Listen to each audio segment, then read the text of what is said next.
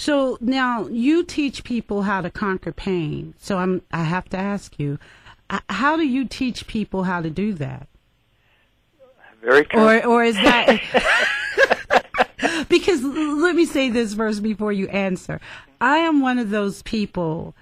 I can't handle pain, and I'm also a believer that your mind is stronger than anything. But if I'm in pain, I really become someone else, and I just in that moment I don't care, and I don't like taking medication or anything like that.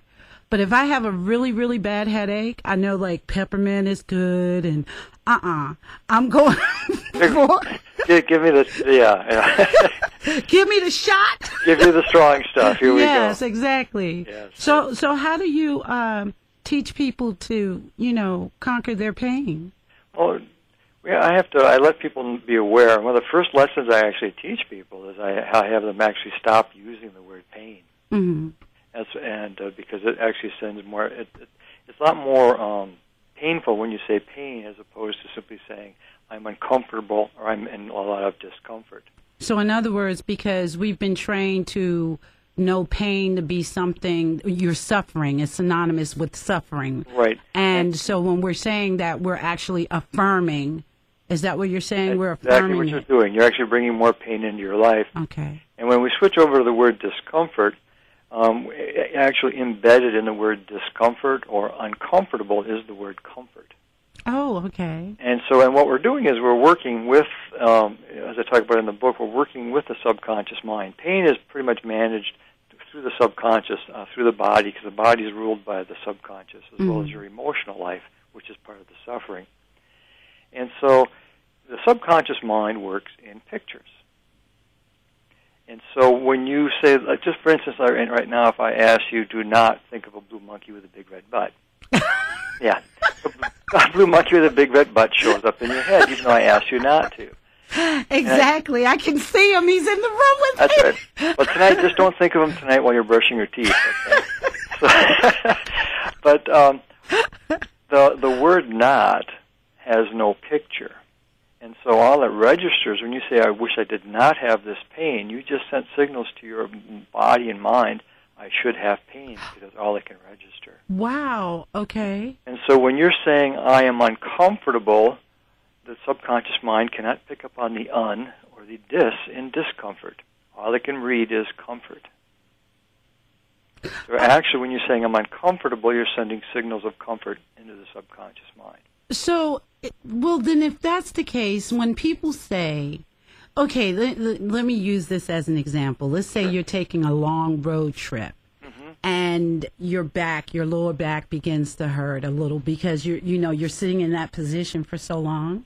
And you're thinking to yourself, wow, this is really getting uncomfortable. Well, if the mind can't register on or the negative of that, and it's only registering, or the subconscious, I guess, is only registering I'm comfortable, then how do people have the experience of actually being uncomfortable? I guess I'm not sure of the question, but if you're saying the mind only can register in the word, let's say using the word uncomfortable, the mind will only pick up comfortable, not the right? Right. Your conscious mind will pick up, I hurt, I don't like this. Oh, okay. Okay. And okay. The subconscious mind, you want to send signals of comfort, and it takes time. When I work with pain management, I tell people this is a lifestyle change that you're going to be making. This is not something like you do like a pill and your pain magically disappears. Yeah. What we have to do is you have to maintain we're going to focus on a healthy lifestyle as opposed to focusing on all the discomfort you have. So those people, and I'm skipping a little bit because I'm really, really interested in what you have to say about natural healing and ways to control pain. Because I don't know if you know this, but I have a yoga studio here in Columbia. And, one of the things that I'm constantly telling people in class is that, even though you might feel a little discomfort, go to the edge. We're not asking anybody to jump over the edge now. Don't jump off the cliff.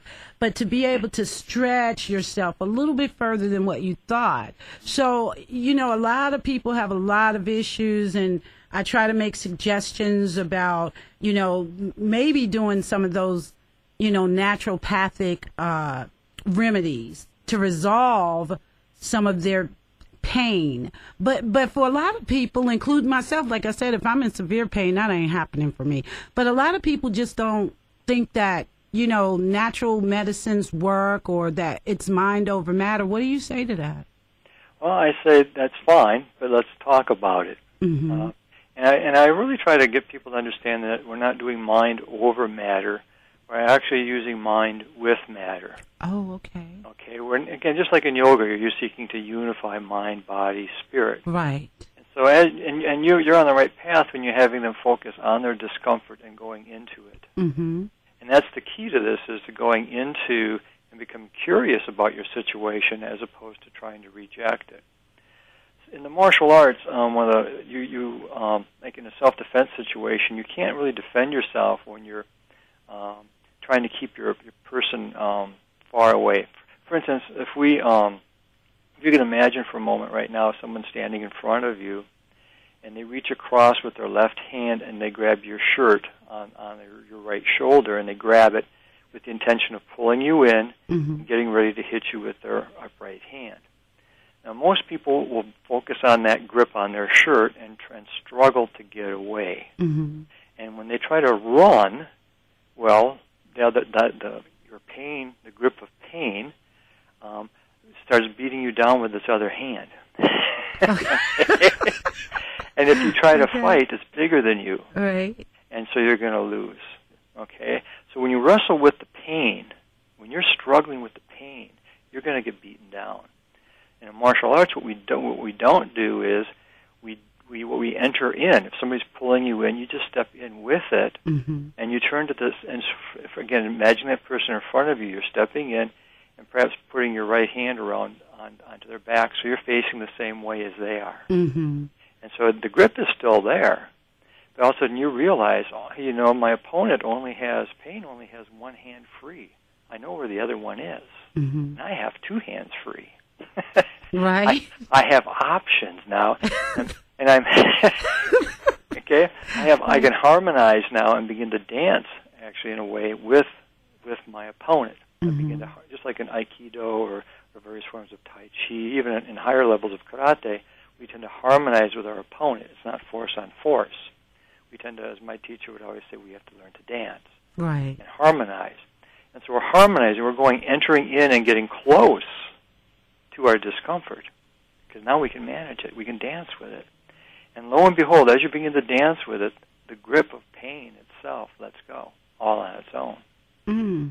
While you're focused on what you control, which would be natural healing methods such as meditation, various forms of qigong or hypnosis, yoga, as you focus on these positive lifestyle efforts, which is your self-defense, the grip will naturally let go. Mm-hmm. But again, it takes practice, and it takes just practice, really. Wow. You know what? We have a call, too, but I do want to say this before I go to the phone lines. It sounds like what you're saying is you become fluid, so you become one with that. Exactly. We want to become curious about the discomfort. And it does take a lot of courage. It takes a warrior's courage to enter in.